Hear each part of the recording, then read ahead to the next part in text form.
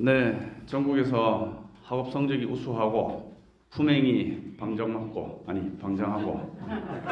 또 행실이 아주 참다우며 또 수행에 가장 열심히 매진하고 있다고 소문이 자자한 우리 안동 해동사와 또 금불대 학생들을 다시 한번 처음으로 만나게 돼서 너무 반갑습니다.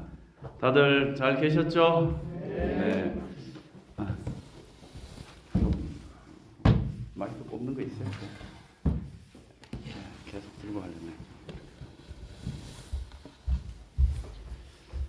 네, 아시다시피 이제 금강불교대학은 상월 대주사 스님께서 1945년도에 우리 부인사를 처음으로 개산하시고 그 다음에 1967년도 1월 24일 날 대각불교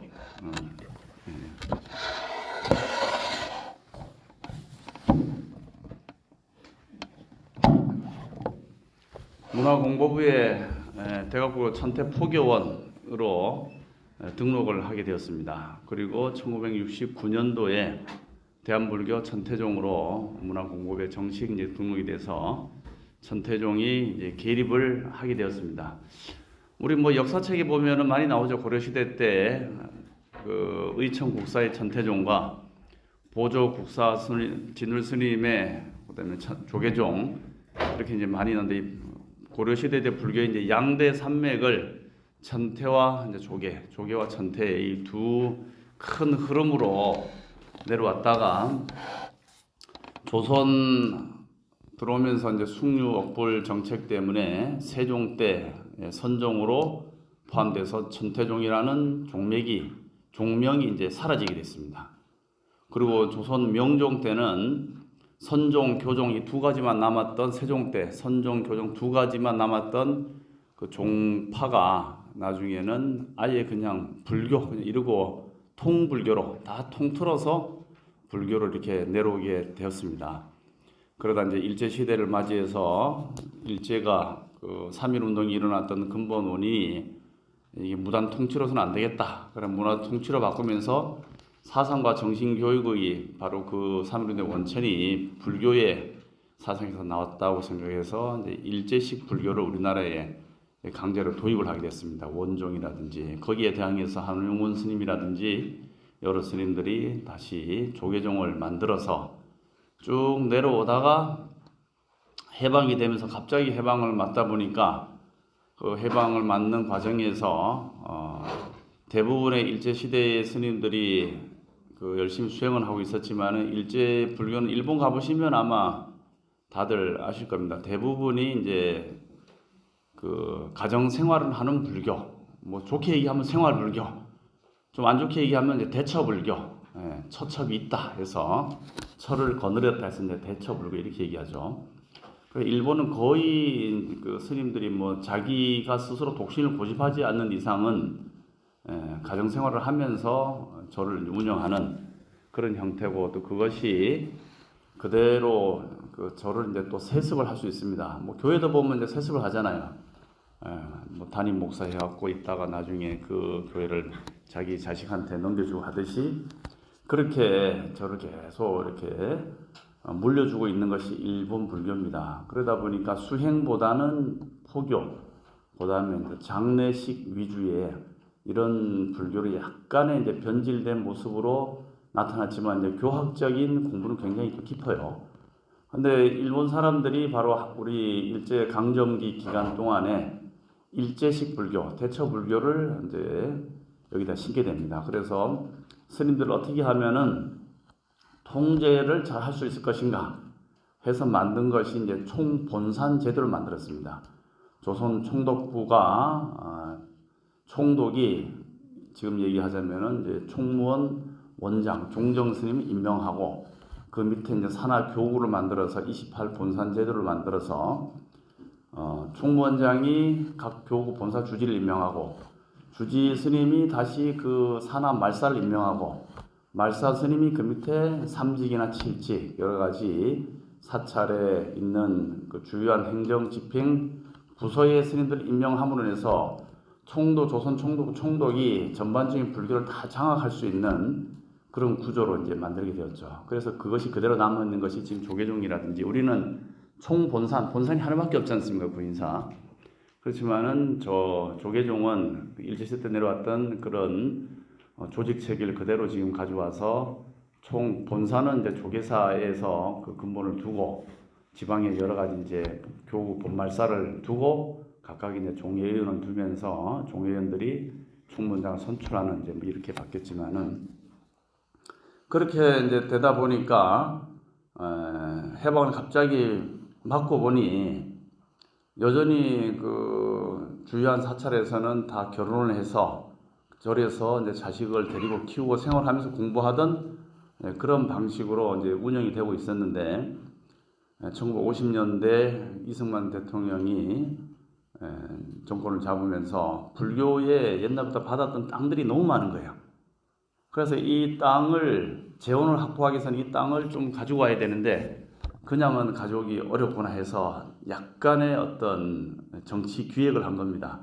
그래서 이제 강남 이제 봉온사에 가면은 그 이승만 대통령이 한번 갔어요. 그래 가보니까 뭐 애기 기저귀가 막 날리고 그 스님의 각시가 뭐 빨래 놀고 막 이런 건 보고 절이 이래 되겠냐 해서 절을 정화를 해야 된다, 깨끗하게 만들어야 된다 하면서 그 당시에 이제 조계종 나중에 초대 종종이 됐던 청담스님을 비롯한 스님들이 그 절을 이제 인수하는 작업에 들어갑니다. 이 절을 포기한다는 포기각서를 이제 받게 돼요. 그래서 하나씩 접수한 것이 전세가 역전돼서 그 일이 있기 전까지는 90%의 대처승과 10%의 비구승이 있었는데 거의 다 접수를 해버렸어요. 그래갖고 일단은 뭐 살아야 되니까, 그다음 정부에서 뒤에서 이승만 대통령이 또 봐주고 있으니까 그렇게 해서 대부분의 절을 접수하고 딱 하나 남은 게 뭐냐, 저기 전라도 순주의 서남사, 거기 하나 남았습니다. 그래서 그것의 본래의 그 조계종의 본래 그 원 소유주가 누구냐라는 문제가 이제 생기게 된 겁니다. 그래서 조계종, 지금 얘기하는 조계종의 그 종조, 신라말의 도의국사, 그다음에 고려 중기의 보조국사, 고려말의 태고 보호국사로 이어지는 조계종맥을 우리가 받아와서 이 조계종이 본래 돼 있으니까 그 땅도 이제 조계종 사찰이다 이렇게 주장하고, 태고종은 아니다, 우리가 이렇게 점유해왔기 때문에 우리 사찰이다. 중간에서 공탁을 걸으니까 이제 승주군에서 또 이건 손대지 마라 이렇게 하면서 이제 계속 분쟁이 일어났던 와중에서 1945년도에 상우롱과 대조사 스님께서 이래 보니까 종교가 이제 너무 혼탁한 거예요. 불교가 서로 이제 재산을 뺏기면서 살다 보니까 청정한 승가 정신이 구현되지도 않고, 그러다 보니까 수행 풍토도 만들어지지 않고, 그럼 절에 수행하는 모습이 그냥 절에 가서 쌀 이고 스님들이 불공 들여주면 그것이 우리가 그 절에 가는 목적인 것처럼 돼버리는 현실을 이제 개탄하시면서 모든 종파와 종교를 두루 아우르는 정말 살아있는 불교를 만들어야 되지 않겠는가라는 큰 이념을 이제 가지시고 새롭게 이제 만든 것이 바로 대한불교 이제 천태종입니다. 그래서 그게 1967년도 1월 24일 날에 했는데, 대주사님께서 그 천태종을 이렇게 문화공법에 등록할 때만 하더라도 그 천태종 하나 이제 종파를 등록하기까지는 500개의 사찰과 500명의 스님과 일정한 규모를 갖추어야지 문화공보부에서 종단 등록을 해줄 수 있었습니다. 그러니까 그걸 말하자면 이제 신고제를 합니다. 종단에 우리가 뭐 어떤 거 있으면 우리 이제 사찰 같은 사찰을 세무서라든지 신고를 하지 않습니까? 연말 되면은 연말 세금 정산서 발급하러 오시죠. 근데 이제 그러려면 이 단체가 법적인 어떤 효력이 있는 기관이어야 됩니다. 그런데 신고를 한다는 것은 정부에서 이 종교단체를 인정해 준다는 뜻이기도 합니다. 그래서 그 당시만 하더라도 종교단체는 다 신고를 해야 되는데 자격 미달의 단체는 신고를 안 받아줬어요. 근데 그것이 이제 지금은 바뀌어서 신고제에서 지금은 아무런 접수를 받는 임의단체로 바뀌어버렸어요. 법적인 근거가 없어요. 사실은 대부분의 사찰, 또 교회 뭐 이런 것이 그러다 보니까 완전히 임의잔치가 되니까 법적인 보호를 받을 수도 없고 법인격을 형성할 수도 없게 된 겁니다.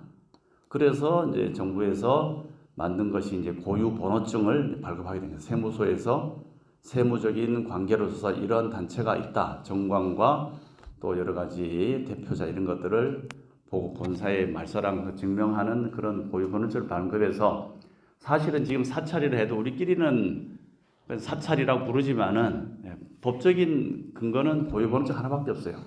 그렇지만 그 당시에는 대한불교 천태종이라고 이름을 걸 수 있는 그런 자격이 사찰 500개에다가 승려 500명 이렇게 해서 또 정관 우리 같으면은 종헌 종법 이런 여러 가지 약관 같은 것을 구비해서 대표자의 여러 가지 인적 사항을 기재해서 신청을 하면은 심사 후에 이제 등록증이 발급이 됐습니다. 그때 발급된 그 조건에 보면은 스님이 500명이어야 되는데 1945년대 그 상월대 주사님이 단양 구인사에서 단오날 계립을 하시고 했지만은 67년도 될 때까지 스님 숫자가 그렇게 많지는 않았거든요. 거기다가 이제 여자 스님들은 대조사님 당시에도 스님으로 이제 안 치고 그냥 절에 들어와서 공부하는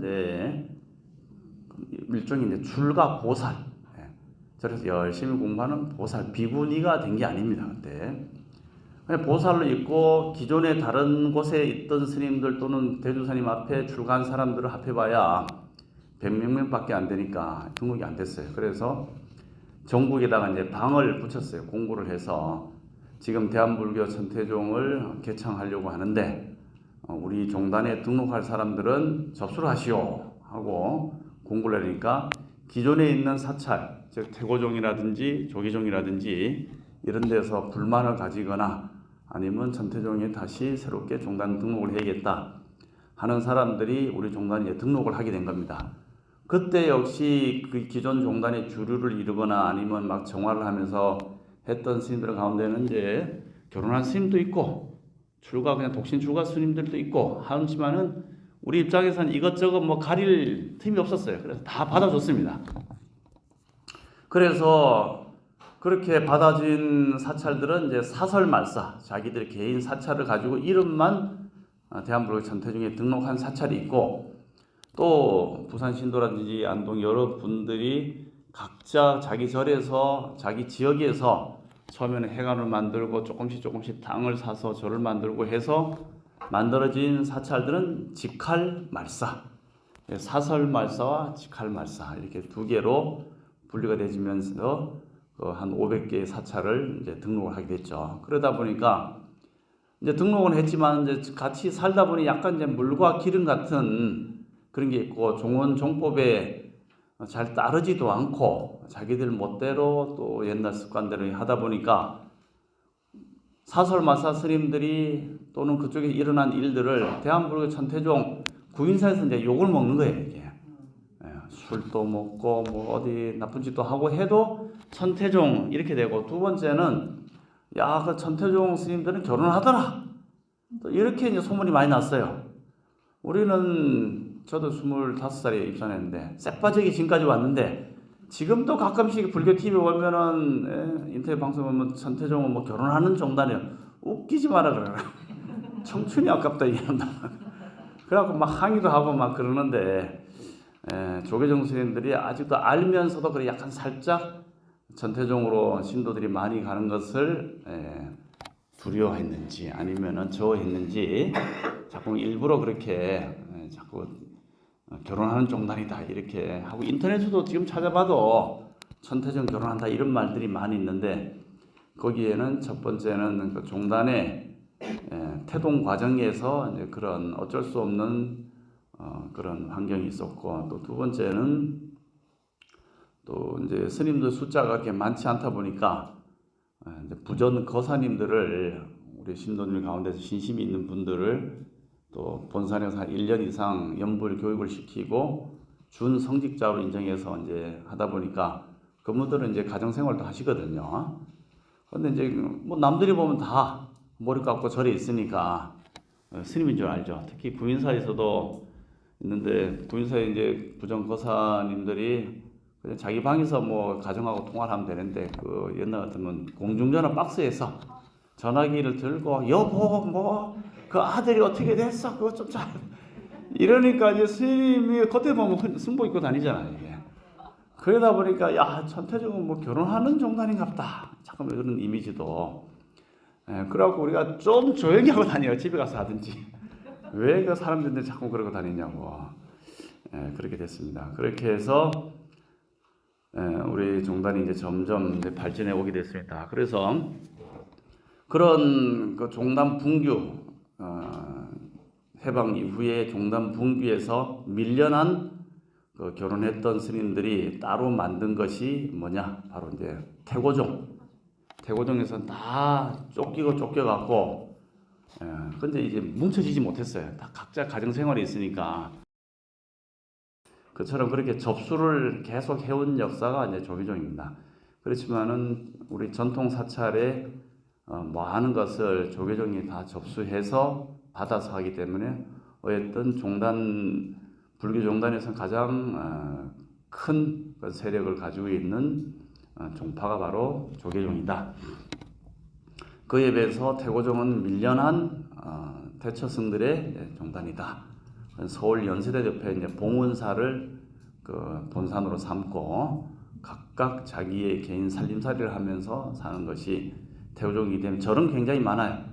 그렇지만 이렇게 단합되거나 뭉쳐지지 못하고 또 자기 재산을 내서 종단에 여러 가지 예산으로 써야 되는데 돈이 안 모이니까 아무래도 활동력이 떨어지고 하다 보니 불교 종단 내에서도 큰 영향력을 발휘하지 못하고 있는 현실입니다. 그러다 보니까 불교 종단 하면은 조계종과 천태종 이 양대 삼력으로 지금은 큰 흐름을 가지고 있습니다.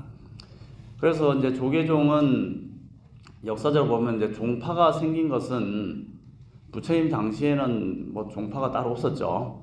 그래서 80세까지 부처님께서 35세 성도하시고 80세까지 열만하실 동안에 전 인도를 다니시면서 전법하시고 이제 포교를 하시다 이제 돌아가셨는데 돌아가실 때까지만 하더라도 오로지 한 단일 종단으로서 부처님이 법을 설하시고 다들 승단이 모여 있었지만은 그 부처님의 10대 제자 들어보셨죠? 10대 제자의 유명한 스님들이 있었는데 아무래도 인도가 넓기 때문에 우리 지금 구인사처럼 한꺼번에 스님들이 구인사에 모여서 생활하기 어려웠어요. 그래서 법을 듣고 자기 고향 쪽으로 가서 거기서 거기 있는 스님들과 또 신도들과 만나서 법을 하다 보니까 당연히 지역적인 어떤 그 모임이 만들어지기 마련이겠죠. 그것이 부처님이 열반하시고 한 100년 지나면은 서쪽과 동쪽 지방의 스님들 사이에서 이제 분쟁이 생기게 됩니다. 부처님이 열반하실 때 소소한 개는 버려져 좋다라고 아는 존재한테 이야기를 하셨는데 말씀하셨는데 아는 존재가 그 소소한 개가 뭐냐라고 물어야 되는데 그냥 가만 듣고만 있었어요. 그러고 나서 나중에 결집을 하는데 경전을 결집할 때 가섭존자가 그 소소한 개가 뭐냐라고 물으니까 그때 질문 안 했는데요. 그래서 욕 시커나도 먹고 그러면 그 기준을 뭘로 삼을 것인가? 누가 부처님 말씀하신 개 가운데 소소하다고 인정할 것인가를 정할 수가 없잖아요. 그러면 아무것도 뺄 수 없으면 다 집어넣자. 그래서 말씀하신 내용을 이제 다 정리한 겁니다, 이게. 그래서 삼위로는 삼위 처음 들어온 스님들이 10개, 비구 스님 250개. 이것도 이제 각 종파마다 다릅니다. 비구님 348개. 그다음에 이제 남방 이제 비나열하고 남방 불교의 계법은 또 더 많아요, 이게. 근데 우리는 이제 사분율적으로 올라와서 그런데 그렇게 이제 계를 중심으로 해서 이제 분열이 일어나게 됩니다. 일어나서 이제 대중부와 상자부. 대중부는 얘기를 하자면 이제 대중 스님들, 많은 젊은 스님들을 위주로 하는 좀 개혁적인 성향의 사람들. 우리 뭐 지금 정치로 따지면 민주당과 국민의힘, 보수당, 한나라당은 약간 좀 보수적인 성향이 있다. 우리가 해방 이후에 가져왔던 가치를 지켜야 한다는 뭐 그런 유라면은 민주당은 새로운 어떤 사회의 변혁 체계를 해서 나가야 된다. 뭐 이런 것이 이게 뭐 제가 말씀드린 게 반드시 그런 건 아니지만 그렇게 크게 이미지를 대변할 수 있듯이 나이가 들고 높은 자리에 앉아 있으면 좀 보수적으로 바뀌고 젊은 사람들은 변화와 개방, 개혁을 또 좋아하지 않습니까? 그러니까 젊은 스님들 위주의 개혁 개방파 스님들과 나이 드신 상자부, 상자가 높을 상자, 자리 자자니까 높은데 이런 데 앉아 있으면은 아무래도 그것을 유지할, 체제 유지를 하려고 하는 경향이 강하겠죠. 그래서 부처님께서 말씀하신 그러한 계법을 그대로 지키자고 하는 스님들은 상자부, 좀 시대에 맞게끔 바꾸자 하는 스님들은 대중부. 근데 이제 결정적으로 하는 문제가 생겨요. 그래서 나이 많은 스님들이 동쪽 지방에 왔는데 와 보니까 부처님은 이 금은 보화를 탁발로 받지 말아라 하는 계를 설해 놓으셨는데 젊은 바이샬리에 있는 스님들이 탁발을 갔더니까 거기는 이제 상업이 발전돼 있으니 가서 딱 이렇게 발을 들고 딱 갔더니까 뭐 가게를 하는 분들이 보시는 하고 싶은데 밥이 없어요. 예, 우리 같은 명동 중심가에 밥이 있습니까? 그 상업하는 사람들이. 그러니까 스님 저는 가진 건 돈밖에 없으니까 돈이라도 받으시오 해갖고 바로에 돈을 넣어준 거예요. 그래갖고 받는 입장에서는 보니까 상황이 딱하잖아요. 그 일하는 데 가서 밥 지어달라 할 수도 없고 그래서 돈 받아서 그걸 가지고 쌀을 사서 이렇게 밥을 지어 먹는 형태로 바뀌는 것이 이제 현실에 있는 실생활을 이제 반영하는 것인데 서쪽에 있는 노장 스님이 와보니까 야, 너희들 부처님 돈 받지 말는데 왜 돈 받았어? 그래서 보시라고 이 상황이 지금 이렇게 됐는데 돈 받아서 우리가 밥을 사 먹든지 하는 게 현실적이지 않습니까? 하니까 안 된다. 이라고 이제 계율의 논쟁을 불러일으키게 된 겁니다. 그래서 거기서 이제 두 부파가 서로 각자의 내용을 받아들이지 않고 승부해서 갈라지게 되죠. 이제 대중부와 상자부로 갈라지고 거기서 다시 각 부파마다 대중부, 상자부는 부가 됐죠. 2부가 됐죠. 거기서 18개의 파벌이 또 나눠집니다. 초기에 종파가 만들어진 거죠. 그래서 총 20개의 부파가 만들어져서 그 중에서 대중부가 반드시 대승불교로 온 건 아니지만은 대승불교, 이 인도 북쪽의 대승불교 쪽으로 이제 변해 오면서 중국으로 불교가 전해가고 중국식 토양, 중국에는 유교라든지 도교라든지 여러 가지 현학을 공부하는 그런 기존의 사상들이 있었지 않습니까? 그거하고 불교하고 어떻게 이걸 이해를 잘 시켜서 부처님의 가르침을 설명하느냐 라는 것이 이제 필요했던 겁니다. 그래서 역경승들이 인도에 가서 경전을 가지고 와서 중국에서 법을 퍼뜨리는데 그 중국 사람들이 불교라는 개념을 잘 모르니까 중국에 있었던 노자와 장자, 그 다음에 유교 사상 속에서 불교를 이해하려고 했던 그런 움직임이 생겨납니다. 그것은 소위 이제 격의 불교, 중국식 사고에 맞춰서 불교를 해석한다 해서 격의 불교 일어나는데 그 중에서 많은 경전들이 이제 중국으로 들어오면서 많은 경전들을 이제 옛날에 스님들이 축법랑, 가선마 등 우리가 잘 아는 구마라집 스님 등 수많은 스님들이 경전을 와서 자기가 인연 닿는 경전을 번역하니까 중국에 이제 경전이 홍수가 생긴 겁니다. 그러다 보니까 어떤 경전에서는 착하고 착하면은 그것이 부처님이 가르칩니다 이렇게 가르치고 또 반야신경 와서는 본래 모든 것이 공하다라고 가르치고 또 열애장으로 가면은 본래 네 불성은 깨끗하다 가르치고 유시 가면 네 마음은 오염됐으니까 닦고 쓸고 해서 청정하게 만들어라 가르치고 또 나중에는 마음은 본래 닦을 것도 없다 이렇게 가르치고 하니까 도대체 어떤 것이 부처님의 진짜의 핵심 포인트인가 헷갈리게 되겠죠. 그래서 우리도 사실 불교 TV 보면은 어떤 방송 들으면은 지금 제가 말씀한 내용들이 나오죠. 착하고 착하게 살아라 하고 어디 가면은 본래 공하다 가르치고 금강경에서 매달 공하다 하는 거 아닙니까? 이와 같이 이제 많은 경전들이 중국에 들어오다 보니까 중국 스님들 신도들도 막 어지러운 거예요. 야, 부처님께서 이렇게 무질서하게 이런 많은 경전을 설하시지는 않았을 것이다.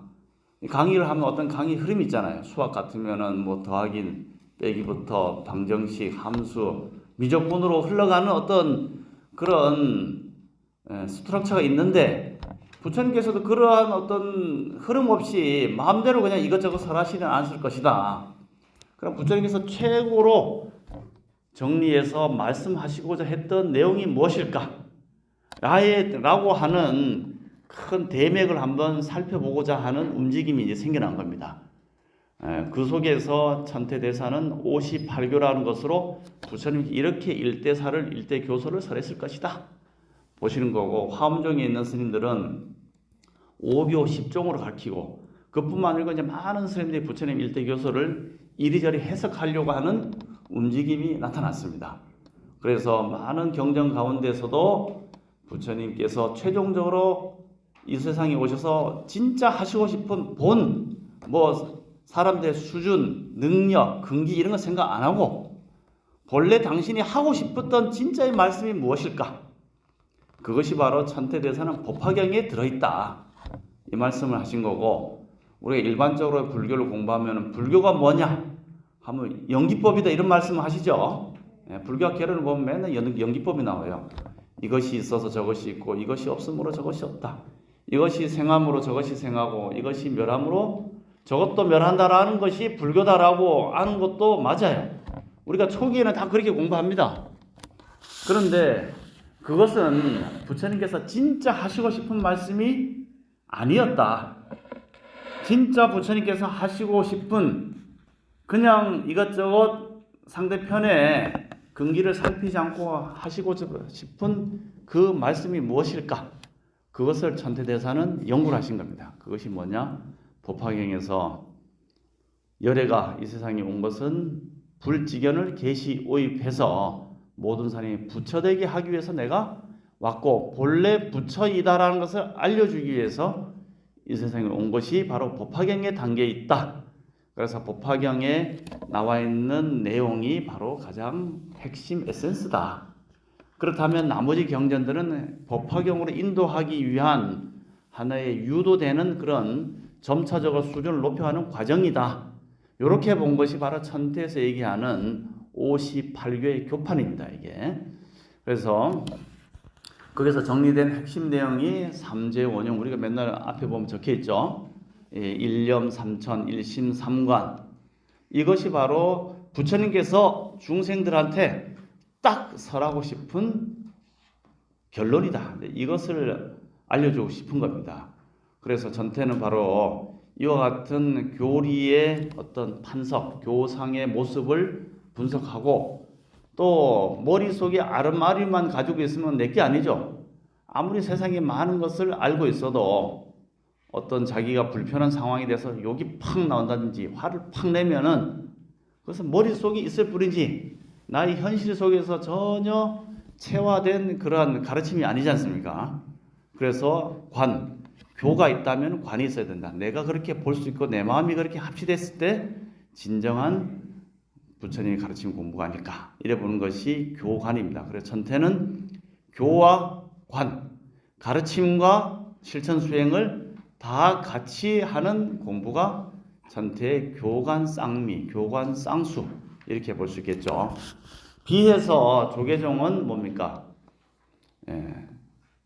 자각 각타, 각행원만, 나와 남을 다 깨닫게 하고 그 깨달은 것을 가지고 여러 가지 보살행을 원만하게 하는 것이 바로 조계종의 종지고, 거기에서는 이 마음이 본래 부처님을 살피기 위해서는 직지인심 견성성불, 이것을 강조하죠. 조계종의 주요한 그 종지는 바로 견성성불이에요. 자기 마음의 성품을 봐서 부처를 이룬다. 이것이 조계종의 종지라면 우리 천태종은 바로 삼재원용, 일심삼관, 이렇게 대별될 수 있겠죠. 그런 내용들을 보게 됩니다. 그래서 이제 사실은 지금은 조계종도 그 임재 문화에서 가나선에 대해서 맨날 이 먹고 무, 방아착, 판치생모 많이 들어보셨죠? 판치생모가 뭡니까? 판치 앞니빨에 생모, 털럭이 났다. 말이 안 되잖아요. 그러니까 이 말이 안 되는 그 가운데서 전해지는 뜻을 알아야 됩니다. 근데 왜 말이 안 되는 얘기를 하고 있느냐? 말로서는 정말 이 물건이나 사실을 정말로 이것을 그대로 니콜 쌤 할 수 있게끔 표현할 수 있느냐? 그게 안 된다는 거예요. 말은 가지고 있는 본래의 근본 의미를 설명하는데 할 수 없이 하는 것이 말이에요, 이게. 왜 그렇습니까? 예. 제가 이름이 속명이 이제 박상수입니다, 상수. 근데 상수라고 불렀을 때 그 상수가 제가 가지고 있는 본체하고 이 합치가 되느냐? 편의상 그냥 부를 뿐이잖아요. 그렇겠죠? 그래서 우리 말이 왜 말이 안 되느냐 그런 것을 이제 가르쳐 주는 분들이 누구냐면 이제 용수 보살의 중론이에요. 구인사 가 보면은 그 역대 조사전이 있죠. 거기 보면은 이제 중간 사상을 설명하시는 용수 보살이, 근데 용수 보살의 그 중론에 나오는 본래는 필설도 설할 수 없다라고 하는 내용이 뭐냐면 우리 조금 전에 반야신경할 때 무안이 비설신이 무색성 향미촉법 이렇게 나왔죠. 말 그대로 보자면 무 없다. 안 눈도 없고 이 코도 없고 귀도 없고 코도 없고 혀도 없고 신체도 없고 생각도 없다. 이렇게 나오죠. 앞으로 이제 그것도 뭐 공부하겠지만은 우리가 지금 있다라고 생각하는 것이 그건 할 수 없이 이런저런 현상적으로 할 수 없이 표현하는 단어일 뿐이지 진짜 그것을 말로서 연결시킬 수 없기 때문에 그러한 본자리를 깨달아 가기 위해서 말은 또는 형상은 실체를 표현할 수 없기 때문에 마음에서 마음으로 전한다. 이심전심, 분리 문자를 세우지 않고 견성 성불한다. 이것이 바로 조계종에서 그 마음의 본체 이것을 보는 것이 중요하다 하는 거죠. 그렇지만 이제 선종에서 너무 마음만을 이제 강조하다 보면은 현실 생활, 교리를 이제 무시하게 됩니다. 그래서 조계종 선생님들이 이제 입산을 하게 되면은 이제 공부하는 방식이 처음에 이제 강원을 가서 강원 가든지 아니면은 뭐 동두에 가든지 하기 전에 6개월 정도 은사 스님을 떠나서 가게 됩니다. 그래서 6개월 전에 3위계 받고 한 3년 되면은 비구계 받는데, 그래서 선방으로 바로 간 스님이 있고 또 공부도 하는 스님이 있고 하는데 대부분 이제 선방으로 많이 가죠. 근데 문제는 뭐냐면은 교학적인 체계가 없이 앉아서 이먹고 하고 있으면은 그냥 뭐 하나의 삼매는 들 수 있어요. 삼매라는 것은 마음이 고요해지는 게 삼매죠. 우리가 이제 독서 삼매경을 하잖아요. 삼매이 되는 겁니다. 책을 열심히 공부하다 보면 책과 내가 그냥 책에 있는 내용과 내가 하나가 되잖아요. 그 속에서는 어떤 카타르시스가 느껴져요. 공부를 해보면. 여러분도 다 느꼈죠? 안 느꼈어요? 책을 보고 있으면 막 그 책이 내가 되고 내가 책이 되는 그런 그 경지 없었어요? 예. 예, 하여튼 그게 이제 독서하는 것에 내 마음이 하나가 되는 경지가 심일경성이 된 것이 삼매거든요. 그때는 삼매는 꼭 뭐 불교 수행을 할 뿐만 아니고 어떤 대상이 하나 집중이 되면 그게 삼매예요. 삼매는 그렇지만 깨달음에 이를 수는 없다. 삼매는 그저 고요할 뿐이다. 망식을 쉴 뿐이다. 이렇게 보는 겁니다. 그렇지만 삼매를 통하지 않으면은 윗바사나 즉 지혜를 발현할 수가 없어요. 왜 그러냐면은 삼매는 모든 것을 멈춰버리잖아요. 고요해지잖아요. 고요해지니까 비로소 마음을 하나로 모은다는 생각도 없는 상태에서 그런 경지가 이루어졌을 때 비로소 안 보이는 것이 보이거든요. 내가 어떤 부분을 말하자면은 이 우주 바깥에 무엇이 있을까 하는 생각이 든다면은 뭐 그런 것은 어떤 세속적인 거라면은 이 물질이 생하고 멸하는 것은 수많은 변화의 연속성이거든요. 근데 내 마음도 같이 변하고 있으면 못 보잖아요. 똑같이 변해버리니까. 나는 스톱한 상태여야지 얘가 변하는 게 보이거든. 그러니까 삼매에 들었을 때 이 마음이 변하고 물질이 변하고 상대편의 마음이 변하고 이것을 관찰할 수 있거든요. 그래서 해주지만은 삼매가 바로 깨달음은 아니다. 삼매를 통해서 깨달음으로 갈 수 있다. 그거에 우리 불교에서는 전태에서는 지관이란다. 지관. 그칠 지자, 볼관자. 물론 그치지 않고 바로 보는 사람도 있습니다. 아주 고도의 집중력으로 팍 봐버리면은 탁 깨치기도 해요. 뭐 경화선사가 닭오름 소리에 팍 깨쳤다고 한다든지, 부처님께서 새벽별이 딱 뜨는 거 보고 딱 깨친다든지. 그렇지만 그렇게까지 오기까지는 깊은 삼매가 있었기 때문에 그 삼매를 통해서 모든 생각을 걷어버리고 내가 연구하고자 하는 한 생각에 몰입할 수 있는 그 힘으로써 생멸하는 이치를 보는 것인데, 그 생멸 이치에 자성이 없다는 것을 탁 봐버리면은 그것이 바로 이제 초각, 성품을 깨치는 거죠, 이게. 그래서 이제 견성한다는 것은 조계종에서는 견성함 성불 한다는데, 견성 성불이 한다는데 그게 아니라는 거예요, 이게. 견성은 이제 성품만 봤지, 내가 이제까지 가졌던 여러 가지 업의 모습들은 그대로 남아 있잖아요. 그래서 계속 이제 닦아 나가야 되고, 더 중요한 것은 성품을 봤지만은 그것은 나의 일어나는 문제를 본 거잖아요. 그렇지만 더 깊이 가면 다른 사람의 문제도 봐야 돼요. 저 사람은 어찌하여 저러한 모습으로 살고 있고 어떤 업력이 발현돼서 저렇게 고통받고 있는가를 보는 마음이 또 필요하겠죠. 그러면은 내 문제뿐만 아니라 남의 문제도 볼 수 있는 마음자리가 돼야 되겠죠.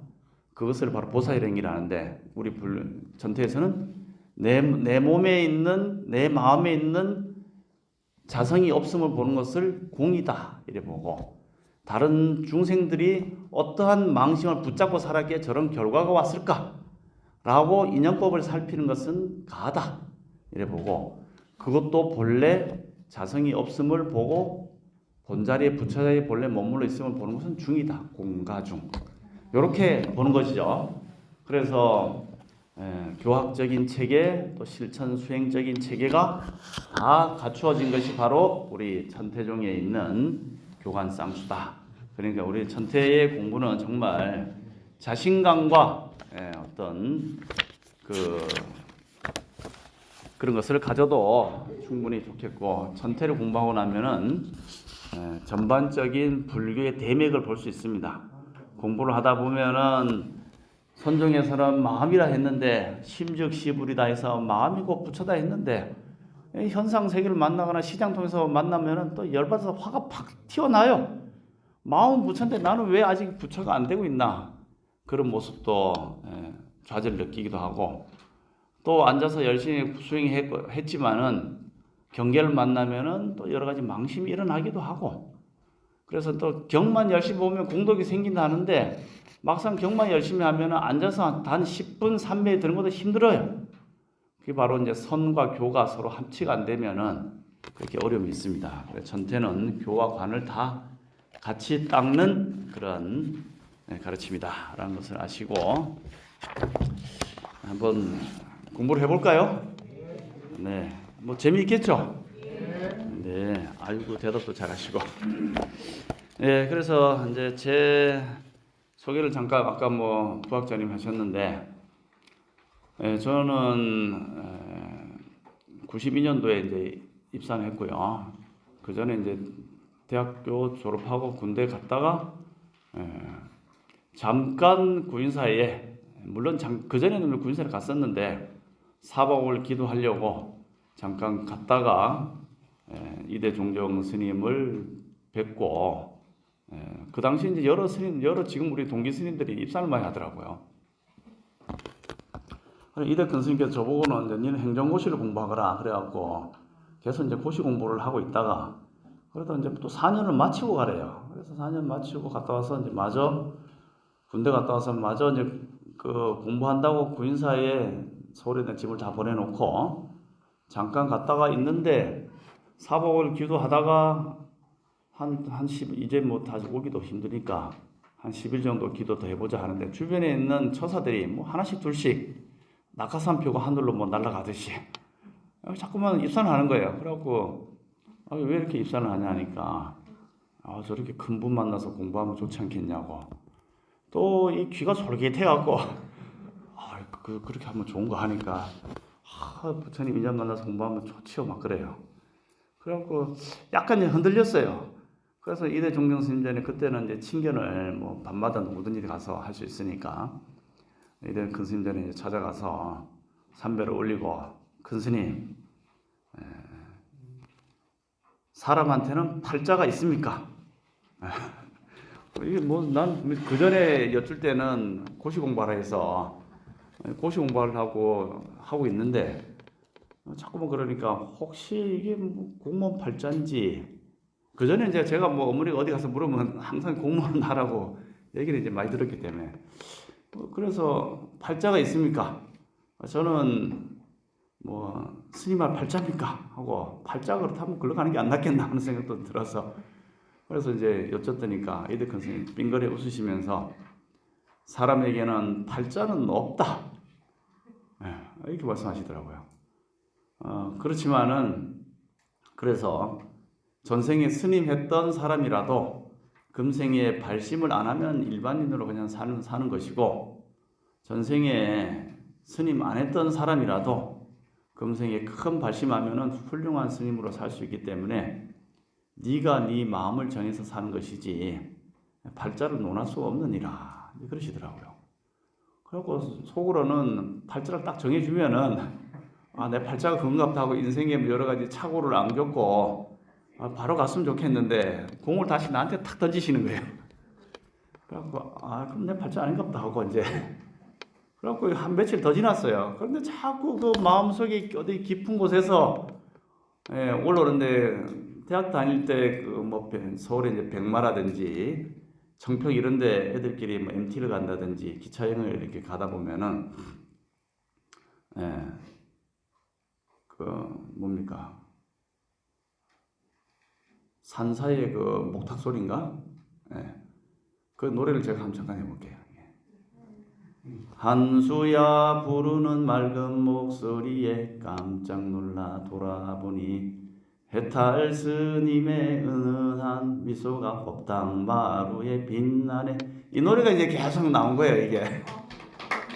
그러니까 이제 기차 타고 이렇게 지나가면서도 그 노래만 들리면은 어떤 기억, 기억 그 저평 가운데 그 노래 가사처럼, 정태춘 박은홍이 부르는 노래 가사처럼 어떤 툇마루에 할아버지 스님이 상수야 너 뭐하고 있느냐, 이제 들어올 때가 되었는데 아직도 그렇게 사돌아다니고 있느냐 하는 듯한 그런 어떤 울림이 있었거든요. 학교 다닐 때도 그랬어요. 기차에 타다 보면 그 당시에 학생들이 많이 타고 다니니까 정태춘 박은홍 노래를 많이 기차 안에서 틀어주더라고요. 그래, 그거 들으면서 나의 어떤 지금 생각해보면 어떤 전생의 뭐 그런 인연이 이제 막연한 희미한 기억으로 나타난 것 같아요. 그래갖고 이 아련한 기억은 뭘까 하는 이런 생각을 했는데, 큰 스님 만나고 친견하고 나서 그냥 뭐 빨리 공부하러 올라가야지 했는데 그게 이제 떠오르는 거예요, 또. 그래갖고 한 일주일 뒤에 다시 이제 들어가서 큰 스님 입산하겠습니다. 이게 놓치면 안 될 것 같아요. 그러니까 빙그렸더니 기도를 더 하거라 그러시더라고요. 제 생각에도 아니야, 내 지금 왔다 갔다 하고 있어 하고. 그래갖고 또 그러다 보니까 한 달 정도 또 지나서 또 입산하겠다고 이제 다시 들어가니까 거제에서는 기도 더 하라는 말씀 안 하시고 부모님 동의는 얻었느냐 이렇게 말씀하시더라고요. 그 중간중에 혹시 들어갈지도 모른다고 몇 번 언지를 어머니한테 말씀을 드렸는데 반승낙은 받았습니다 하니까 그래. 그러면 사무실에 서류를 내면은 입산이 되는 거야. 다 그런 말씀하시대요. 그리고 이제 3주 만에 합격을 했잖아요. 그러니까 옆에 계시던 법전 스님이 바로 전화 딱 들더니 총무부 전화네. 여기 박상수가 내려가니까 서류 챙겨주거라. 딱 그러신가. 그 말 들으니까 갑자기 또 겁이 덜컥 나는 거야. 아이쿠야. 왜 사람 마음에 안 되면 가고 싶은데 막상 가면 또 다시 돌아오고 싶은, 빽하고 싶은 마음이 들잖아요. 아이고 이거 어떡하지 이거 이제 막상 이제 결정이 나니까 그래갖고 감사합니다 하고 이제 한편으로 합격의 기쁨을 누리면서 정명군 올라가는데 아유야 이거 이제 돌아오지 못하네 큰일 났네 이거 지금 돌아갈까 하고 막 뭐 그러다가 그냥 뭐 하다가 그냥 들어왔어요. 그냥. 그리고 이제 뭐 그 당시에 채용 신체 검사서, 그다음 신원증명서, 주민등록등 초본, 또 부모 동의서 도장 받아야 되고 뭐 그렇게 해갖고 이제 이래저래 뭐그 안에도 간장이 많지만은 그 이제 들어오게 되었죠. 그래서 이제 입산을 이렇게 해서 그 당시에는 뭐 이래 큰 선생님 계실 때는 참 많은 분들도 지금도 오시지만은 많은 분들이 구인사에 오셔서 공부하시고 수행하시는 분이니까 진짜 환심이 나더라고요. 그래서 이제 관세음보살 기도를 열심히 하는데, 그러다가 이제 동원 훈련이 돼서 또래 스님들하고 충주에 그 뭐 무슨 연대인가 그거 가서 집체교육을 받잖아요. 3박 4일 동안. 거기에 가서 그 뒤에 뭐 60 트럭을 타고 막 가는데, 다른 뭐 단양이나 제천 이쪽에 있는 비슷한 그 예비군 대원들하고 있는데, 이놈들이 이제 차에 타더니 우리가 이제 다 머리를 깎고, 그렇지만 예비군 모자를 썼지만 뭐 더우니까 벗고 있으니까, 아유 그 저기 찬태종 말이지 그 스님들 뭐 다 결혼하고 어쩌고저쩌고 하면서 막 요즘에는 성희롱 농담을 이제 엄청 하는 거예요. 막 그래갖고 이 총을 확 이 개머리 받으러 입 안 다물어 막 열받더라고요 완전히. 그러면서 있다 보니까 이제 종단이 뭐 사람들이 사입이다, 뭐 대처성이다라는 비난, 비아냥거림 또는 그런 말들을 계속 루머를 만들어서 돌고 있는 거 보면서, 야, 우리 종단이 아직 그 불교계의 주류로는 자리를 잡지 못하고 있었구나 하는 와중에 지나간 역사를 듣게 됐습니다. 1980년도에 바로 이제 전두환 그 정권이 들어서면서, 그때 뭐 언론 통폐합도 하면서 많은 일간지, 지방신문 폐간되고 삼천교육대도 입소되고 하면서 이 구인사도 사이비 논쟁이 이제 휘말리게 된 거예요. 그러니까 전두환 대통령이 그 구인사도 이제 몇 번 왔는데 자기는 그거 지시한 적이 없는데, 밑에 사람들이 그 당시에 여러 가지 이권 관계 때문에 그게 잘 안 되니까 그 보고를 했는데, 워낙 그때는 격변기니까 뭐 자세히 검토한 바도 없고 그냥 알아서 해 그냥 이런 거밖에 없다고, 뭐 발뺌하는 건지 몰라도 그렇게 해서 80년도에 갑자기 그 청주에 있는 지금 여기 보안사죠. 기무사 부대원들이 수십 명이 이제 군합발로 이제 구인사로 들어온 겁니다. 그래서 뭐 총검 들고 들어와서 바로 조실로 직진했죠. 그래서 조실에 앉아 계시던 이대 큰 스님을 그 자리에서 이제 연행을 하게 됩니다. 그리고 이제 총무원장 전덕 스님, 종회의장 윤덕산 스님, 그다음에 이런 주요 간부들을 연행해서 바로 체포 구금해서 끌려간 곳이 바로 이제 청주 대공 분실로 본사로 이제 끌려가서 거기서 지하 감방에서 고문을 받게 돼요. 이대근 스님께서. 그런데 이제 그 끌려갈 때 신도들이 이제 당연히 많았겠죠. 막아도 뭐 총으로 들이대면서 다 비키라 하니까 이대근 스님의 수갑을 채우려고 했습니다. 그래갖고 수갑을 딱 채웠는데 이대근 스님이 빠샤 하니까 수갑이 팽 털어져 나가면서 시멘트 바닥에 탱탱탱 굼불었어요. 이것 봐라 해갖고 다시 2번 수갑 채웠는데 빠샤 하니까 또 수갑이 풀린 거예요. 이게 3번을 그렇게 하니까, 야, 이거 안 되겠구나 해갖고 이제 임의 동행 연행해서 큰 스님을 이제 연행이 갔죠. 그리고 이제 각각 지금같이 이제 방이 있으면은 중간 방에는 이대 큰 스님을 앉혀놓고 고문을 하고, 그다음 옆에는 윤덕산 스님, 전덕 스님을 이제 고문을 했는데, 이대 큰 스님은 고문을 해도 이대 큰 스님 몸이 다 여기 환골탈태기 때문에 굉장히 단단한데도 불구하고 계속 고문하니까 사람이 좀 아프기도 하잖아요. 옆에 듣고 있던 윤덕산 스님이 참 마음이 찢어지더랍니다. 그래서 여기서 우리는 석가모니 부처님과 불교의 정통을 공부하지 않았다 그러면 이제 종단이 없어지는 거예요. 이게 없어지면서 구인사는 없어지고 이제 이웃의 뭐 조계종이나 다른 사찰의 건물은 넘겨버리고 모든 임원들 다 해산시키고 없어지는 거죠. 전태종을 구현할 수가 없은 겁니다. 그래서 종단이 사이비가 아니다. 라고 하니까 당연히 종종 스님은 안 하겠으니까 옆에는 이제 종무원장, 총무원장, 종회의장을 한마디로 이제 고문을 엄청 한 겁니다. 그래서 이제 총무원장 전동 스님은 그렇게 별말을 안 하셨는데 옆에 있는 그 종회의장 윤덕선 스님을 고문을 거꾸로 매달아 놓고 몽둥이로 두드리고 소위 고춤을 담그고 하고 고문을 그렇게 많이 받았어요. 그래서 그분은 돌아가실 때까지 고문 후유증으로 이 똑바른 이 자리에 못 누워요. 이게 허리가 거의 다 망가져갖고 그래서 맨날 소파 이렇게 푹신한 소파에 누워서 우리가 하면 왔느냐 여기 내 런닝구하고 저 밑에 가서 좀 빨아다오. 저거 말이야 몇 번째 칸에 몇 번째 보면은 거기에 금강경 몇 부분이 나오니까 가져오너라. 8만4천 경전 다 깨고 있는 거예요, 이분이. 그렇게 해서 이제 우리 80년도에 그렇게 고문을 했는데 이 고문을 통해서도 사입이라고 인정이 안 되니까 결국은 그중에 몇몇 사람들은 이게 우리 종단이 이제 좀 문제가 있다 이렇게 증언하는 사람도 없지 않아 있었다 하더라고요. 그런데 주 핵심 간부가 그렇게 인정을 안 하니까 어떤 명분이 있어야 되잖아요.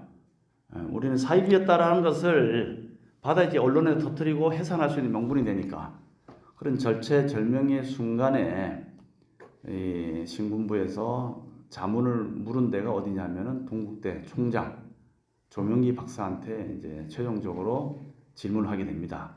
그런데 그렇게까지 하기까지의 역사를 보면은 대주사님이 1965년도에 그 당시에 신진 불교 학자였던 조명기 교수를 그때 이제 뭐 교강사였겠죠.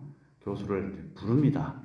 근데 윤덕산 스님이 그 당시 이제 동국대를 졸업했거든요. 학부를 졸업하고 불교학과를 졸업하고 왔는데 윤덕산 스님을 시켜서 덕산이 너 저기 조명기 교수를 구인사로 모셔오너라 이렇게 이제 말씀하셨대요. 그래서 명을 듣고 조명기 박사한테 갔는데 당시에는 구인사는 뭐 대주사님 선생님 하면서 그 신흥 어떤 교단으로서의 자리는 잡지 못하고 많은 사람의 병을 고쳐주는 그런 신흥 교단으로서만 그런 이렇게 이미지화되어 있으니까 약간은 좀 이상한 거 아니냐 이렇게 해서 조명기 박사가 안 온 거예요. 이게 아무리 얘기도 안 옵니다. 그러니까 그래 하더니 다시 대주사님 막 증명을 하시더니 다시 한번 가보거라 해서 다시 버스를 타고 서울로 올라가서 조명기 박사를 만나면서 간곡히 우리 근스님께서 박사님을 꼭 보자고 하시니 박사님 꼭 한 번만 와주세요 하고 이렇게 청을 하게 되니까 그때서야 조명기 박사가 이제 마음이 바뀐 겁니다. 그렇게 해서 이제 오니까 저 벽자리에서 3층, 5층 법당 그 앞자리를 지나오는데 대주사님은 조실에서 몇 번을 삼부당 쪽에서 이렇게 내다보시면서 왔느냐? 아직 안 오셨냐? 왔느냐? 하고 몇 번 그렇게 물어보시더래요. 그러다가 이제 저 밑에서 이제 올라오시니까 보선발로 나가서 입구까지 가서 맞이해서 손을 꼭 잡으면서 정말 잘 오셨다고 해서 두 분이 앉아서 이제 대론을 하게 됩니다. 그때 한국 불교의 이런 타락한 모습과 새로운 불교 실천 수행을 하는 불교를 내가 만들어서 모든 사람이 다 성불하는 그러한 종단을 새로운 실천 수행의 교단으로 만들고 싶다. 거기에 대한 어떤 교학적 체계를 교수님이 좀 만들어줘야겠다. 이렇게 말씀하시면서 구술한 내용을 다 정리한 것이 바로 우리가 아는 삼재원용 일심상관 일념삼천의 내용들입니다. 이게 그래서 법화경을 중심으로 해서 일대 교서를 중심으로 하는 천태교학의 체계를 대주사님이 조명기 박사한테 말씀하시고 조명기 박사가 그것을 토대로 해서 종혼 종법을 만들고 거기에 있는 내용들을 정리해서 67년도에 이렇게 66년도에 만들고 7년도에 신고하고 9년도에 대한불교 전체적으로 인가가 난 이유가 되겠죠. 그렇게 해서 조명기 박사와 과거에 그런 인연이 있었기 때문에 했는데 이분이 이제 세월이 지나서 1980년도가 되니까 동국대 총장이 된 겁니다. 그럴 때 바로 우리 종단의 위험한 그러한 종단이 공중분해될 뻔한 위기에서 신군부가 조명기 박사에게 최종적으로 질문하게 됩니다. 대한불교 천태종이 정통 불교 교단이냐 아니면 사입이냐 라는 질문을 물을 때 조명기 박사는 당신이 말하자면 모든 교학적 근거를 제시해서 만든 종단이잖아요. 대두사님의 구상을 가지고. 천태종은 그런 종단이 아닙니다. 석가모니 부처님 법을 이어받아서 새롭게 현실 속에서 실천 수행하는 그런 종단입니다. 아, 그렇습니까? 그러면은 천태종을 부인사를 더 이상 이렇게 말하자면 조사할 필요가 없겠네요. 해서 큰 스님 풀려 나오시고, 그 다음에 각 원장님도 다시 와서 오겠습니다. 이럴 때 박수를 한번 크게 쳐야 됩니다.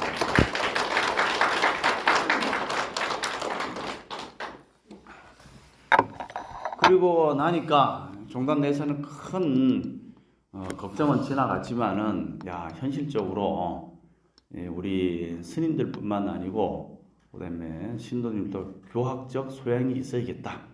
그래서 어떠한 문제가 생기거나 할 때도 외워할 수 있고 스스로가 어떤 정체성을 확립하기 위해서는 불교대학을 만들어야겠다 해서 만든 것이 바로 천태종 금강 불교대학이 이제 만들어진 거죠.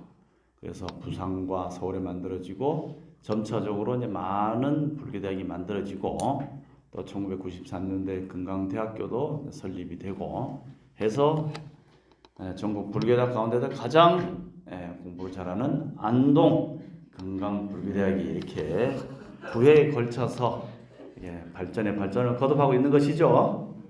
네, 그러니까 여러분들은 자부심을 갖고 내가 바로 천태의 큰 포교사다 라는 마음을 갖고 당당히 타 종교 그다음에 타 종단과도 만나면 우리 천태종은 이런 종단이다 이렇게 정법을 실천하고 수행하는 종단이다 라는 어떤 그런 교학적인 지식을 좀 가지고 있어야 되겠다 하는 말씀을 드리겠습니다.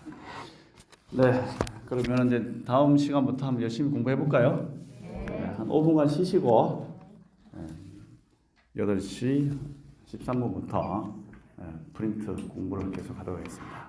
고맙습니다.